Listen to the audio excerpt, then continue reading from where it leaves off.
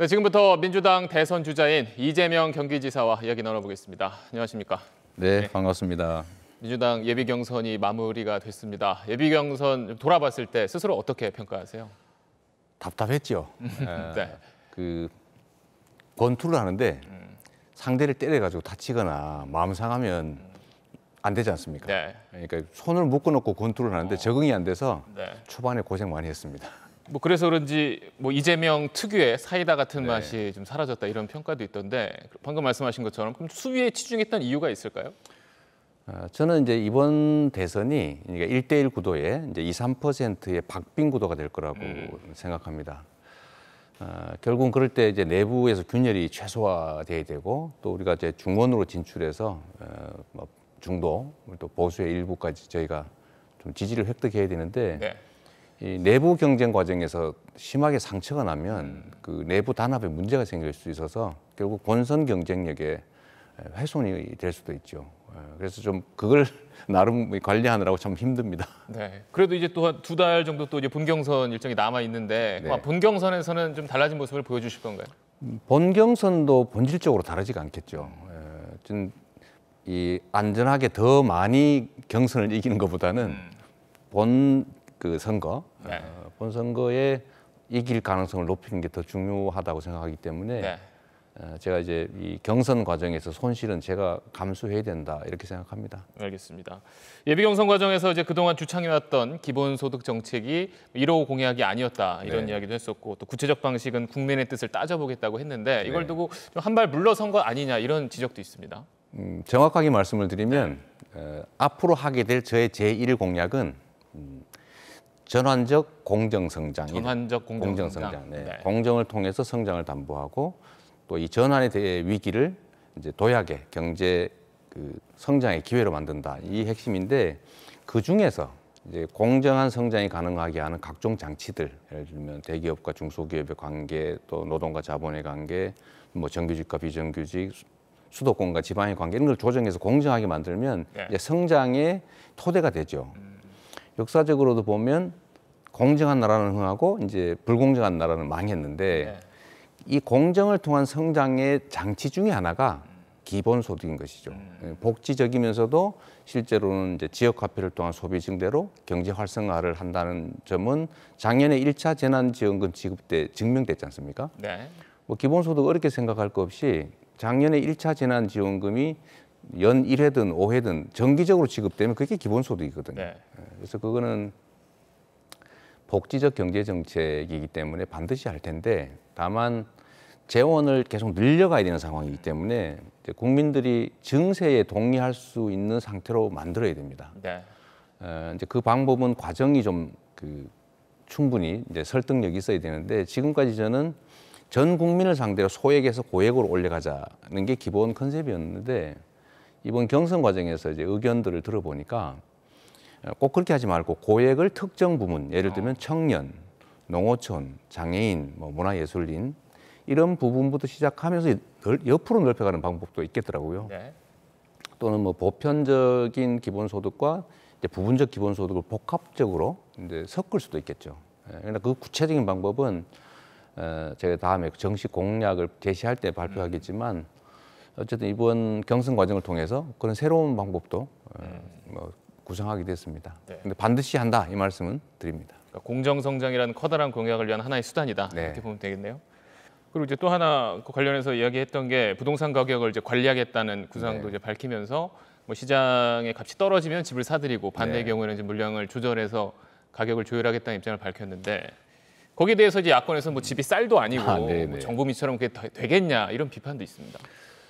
시장을 중시한다고 하면서 사실은 시장 왜곡을 방치하겠다 이런 말씀으로 들립니다. 제가 보기에는 우리나라는 전 세계적으로 평균치에 못 미치는 7% 정도의 공공주택만 가지고 있고 네.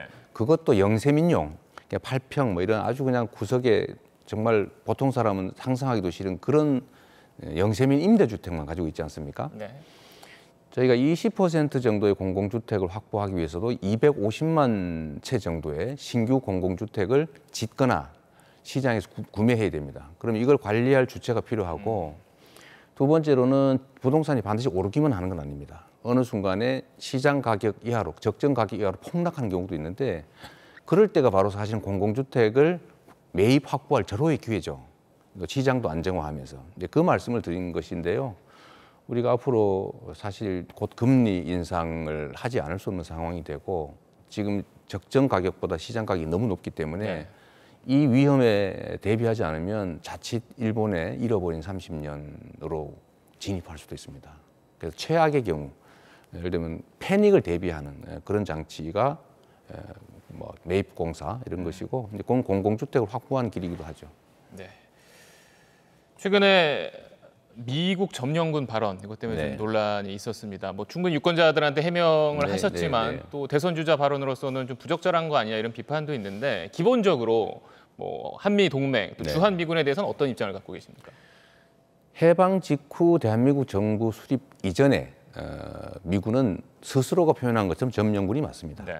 그건 팩트고 또 거기서 실제로 친일 청산을 충분히 못하고 그 일부 친일 세력들이 정부 수립에 많이 참여해서 우리가 지금도 친일 청산 문제가 논쟁이 되도록 남겨진 건 사실입니다.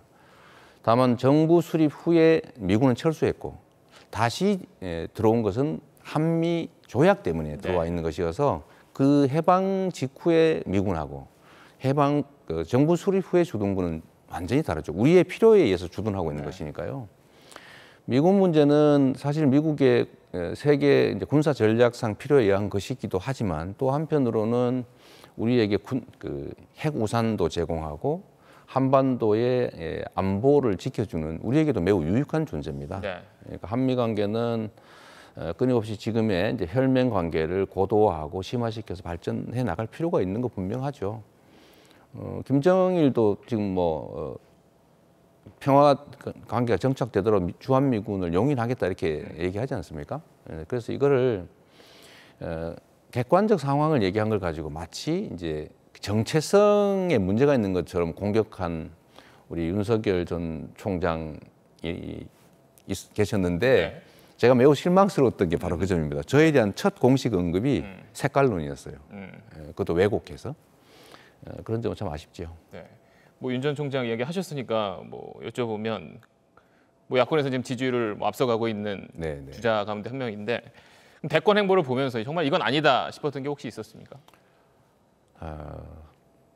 본인이 처음에는 본인이 나타나지 않고 전원 정치, 제 표현으로는 포장지만 살짝 보였다가 이제 좀 문제가 되면 그 포장지 아니고 딴 겁니다 이렇게 보여주기도 하고 그래서 실체를 좀 드러내실 필요가 있다는 말씀을 좀 드렸고요. 이제 그 과정에서 본인은 공부 중이다, 열공하고 있다, 뭐 이렇게 이제 표현하신 걸로 아는데 이제는 넉 달이 넘었는데 국민들께 본인의 실체를 좀 보여드릴 필요가 있지 않습니까?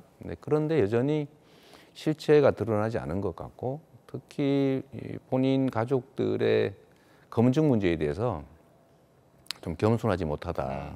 사실 검증은 대통령이 될 사람이면 가족이든 주변이 전체적으로 무한 검증을 받을 수밖에 없고 그래야 되는 것이라고 네. 생각합니다. 그래서 제가 그러나 배우자의 결혼하기 전에 직업이라든지 뭐 사생활 이런 것들을 사실은 결혼한 후에 남편이 책임져야 된다고 검증하는 건 좀 지나친 면이 있다는 지적을 제가 했습니다마는 그럼에도 불구하고 그 결혼 전의 행적이 결혼 후에 비호 또는 지원 이런 의혹이 있으면 그 역시 철저한 검증 대상이 돼야죠. 제가 그 말씀을 드린 후에 나는 아무 문제가 없기 때문에 지금 여기까지 왔다 이 말씀을 보고 좀 대단하신 분이다 그런 생각이 들었습니다. 방금 이제 뭐 일정 답을 하시기도 했는데 그러니까 가급적 대선 후보 검증은 본인으로 한정해야 한다라는 이야기를 오늘 했어요. 그런 취지에서 하신 말씀이십니까? 정확하게는 그런 뜻이 아니고 네. 본인에 관련된 부분은 가족이든 주변이든 다 검증을 해야 되는데 결혼하기 전에 배우자의 과거 직업이라든지 사생활 부분은 이건 좀 불합리하다. 거기까지 좀 하는 것은 그 말씀을 드렸던 겁니다. 네. 근데 당장 또 그 이야기가 나오니까 혹시 이재명 후보가 본인의 부인 관련 의혹이 다시 불거지는 걸 피하기 위해서 그런 말 한 거 아니냐 이런 반응도 있었습니다. 뭐 제 아내가 어떤 문제가 있다고 했던 것은 뭐 검찰에서 철저하게 조사해서 그 아무 관련이 없는 걸로 결론이 났기 때문에 네. 그 얘기를 다시 한다고 해도 저희는 뭐 그걸 피할 이유도 없고 사실 그 문제는 검증은 끝난 거죠. 네. 뭐 이번 예비 경선에서도 있었지만 이제 이재명 후보 사생활 둘러싼 얘기가 또 나왔는데 네. 뭐 앞으로 또 이제 뭐 본 경선 또 그 이후에 만약 있다면 대선 레이스에서도 또 불거질 수가 있을 텐데요. 네. 어떻게 대응할 생각이십니까? 뭐 팩트가 중요하니까요. 그 팩트에 관한 것이라면 뭐 이게 고발됐던 사건 아닙니까? 근데 그 점에 대해서는 검찰, 경찰 일치된 의견으로 이제 무혐의 종결됐고 또 뭐 이런저런 얘기가 있어서 제가 그 언론과 그 의료진들의 그 보는 앞에서 이제 객관적인 검증을 했기 때문에 저는 뭐 이게 이제 호사가들의 얘기거리는 되겠지만 저는 그거는 뭐 검증은 이제 끝났다 이렇게 생각하고 있습니다. 하지만 계속 얘기되면 좀 답답하긴 하죠. 네. 호기심의 대상이니까 그러겠지요. 알겠습니다. 저희가 시간이 많지가 않아서요. 마지막 질문을 드리겠습니다. 지금 코로나가 상당히 네. 심각합니다. 그래서 이제 민주당 안에서 대선 경선 일정을 연기해야 하는 거 아니냐 주장이 다시 나오는데 어떻게 생각하십니까? 제가 전에 그 연기하자고 할 때는 반대 의견을 냈습니다. 그렇죠. 그건 규칙을 지켜야 된다. 원칙을 지켜야 신뢰를 얻는다는 차원이었고요.